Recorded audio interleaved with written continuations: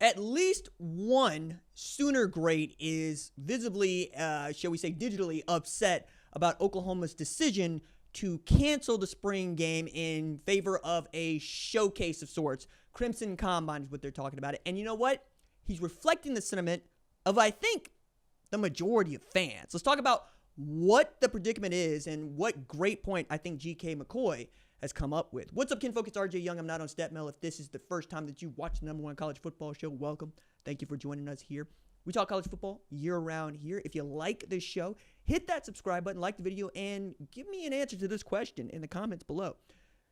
Do you like that Oklahoma chose to join Nebraska, USC, Texas, and others, Ohio State, and canceling the traditional spring game in favor of what essentially is a fan appreciation day?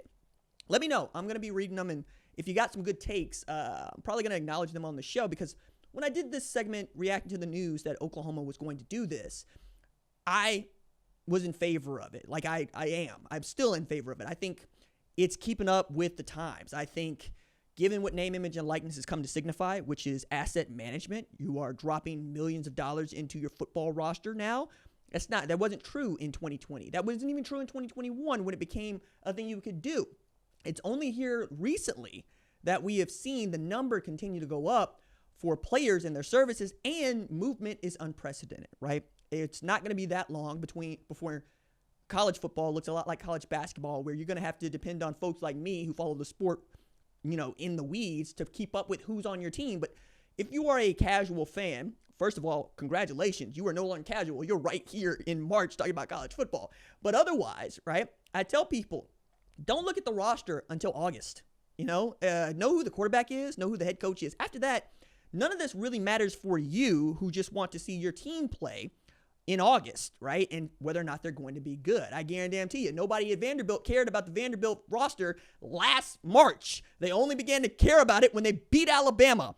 I remember going to a wedding, and a fellow who had graduated from Vanderbilt looked at me like I was crazy when I said, nah, y'all are good this year. He's like, what are you talking about? And then they turn around and they go beat Alabama, because I had made reference to them beating a Power 5 team for the first time earlier that year. And then, you step up and beat the #1 team in the country with Diego Pavia, and then having him curse on air, and then rewrite the rules for what JUCO transfers can do in college football. But I think GK McCoy is on to something here, and there's a couple of things that work for GK that I don't think work for a lot. A, played at Oklahoma. B, was great at Oklahoma. One of the best defensive linemen to ever play at the University of Oklahoma, and he has more than a past affiliation with the head coach in Brent Venables. So he learned that Oklahoma was canceled spring game the way that many of you did, and he sent what I thought was an effective tweet about what he thinks we're actually missing here. So I'm going to read it in its entirety and try to give him as much space here as he is warranted. So no spring game, just a showcase. No opportunity for young guys to perform in front of the fans, guys who have improved to do it in front of the fans. What about the guys who never see the field in a real game, getting an opportunity in the spring game to get reps in front of a crowd? I guess, love y'all, always a Sooner, but count me out on this one. Guess I'm officially an old head now. First of all, dog, yeah, you been an old head, dog. Like, we 40 now. Like, I'm damn near 40, but we 40 now. You know what I'm saying? Like, we been old. They call me Unc where I go now. They be referencing this white in my beard everywhere I go. As a matter of fact, I get more of the Unc treatment than I ever thought. I get the Mr. treatment too. I'm not mad at it. You know what I'm saying? That's how I was raised. That's how you got to give it. But that's where we at. We old heads. The idea of canceling the spring game when GK McCoy is playing football is blasphemous. We're just not doing it. It is the only opportunity that anybody gets to have to see your team play between the end of the season and the beginning of the season. And even then, you're not seeing as much as you think. And someone always pops during that time. That, I think, is under all of this. The underpinning of what you could lose is outweighing what you could gain, right? Do you want to have opportunities for walk-ons to show out, for guys that are further down the depth chart to show out? Yes.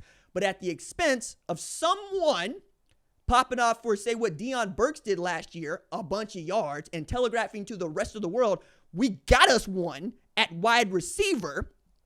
Maybe you don't want to do that. Now, in that same game, Jackson Arnold looked amazing. So it can go either way on that, right?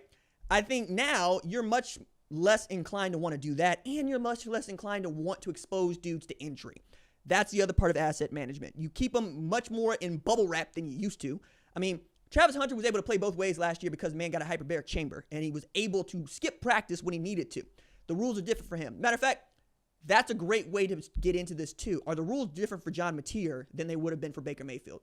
Yeah, they are, because they weren't paying Baker Mayfield money. As a matter of fact, Baker Mayfield walked on at Oklahoma, which by definition means he was paying to go to school. That ain't John Mateer's setup. His setup is to go to school and make 7 figures to have not played quarterback at Oklahoma yet. That's just what it is now. I get it. I understand. I'm making my way toward it. But unlike a lot of people, I choose not to argue strategy. You know, like that's the thing about my job. And that's the thing about understanding where you are in the world. There's only so much you get to have a say in, right? And when it doesn't feel like you get to have a say in it, you might stamp your feet. Me, I look for market inefficiency. I look for a way to circumvent your strategy. It's one of the reasons I'm a huge Formula One fan. I should probably talk more Formula One here on the show, even though we do college football. I'm about not what the rules say, but what don't the rules say?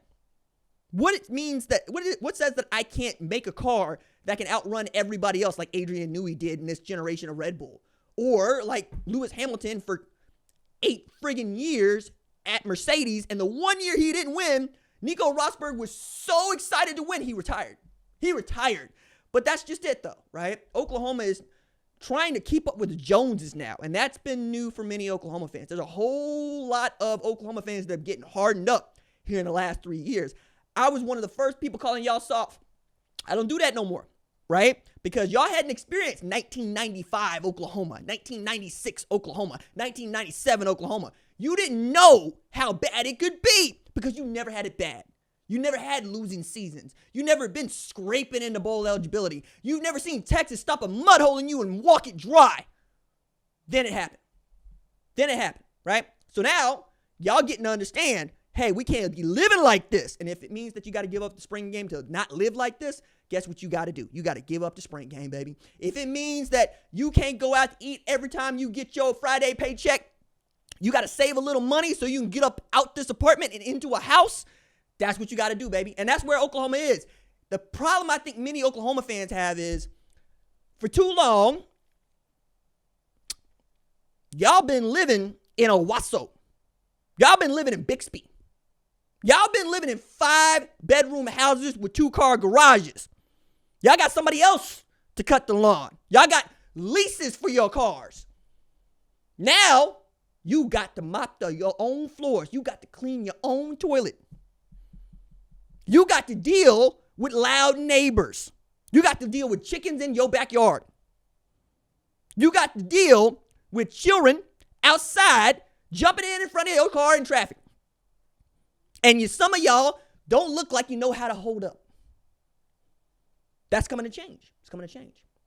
Now, does the spring game going away signify that? Yeah, it does. It's belt tightening, baby. That's what happens. When you can't go out there and just let it all hang out, you can't afford to let it all hang out because you get embarrassed. People used to say this about Coach Switzer's teams. Like, I didn't care that anybody watched us play practice because we knew what they were running. They know what we're running. We're just going to do it better.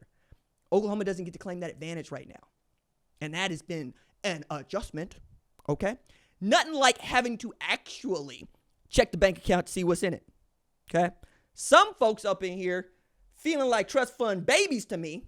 Other folks off in here, we'll teach you how to get down. We'll teach you how to leave. For now, I think GK's on something.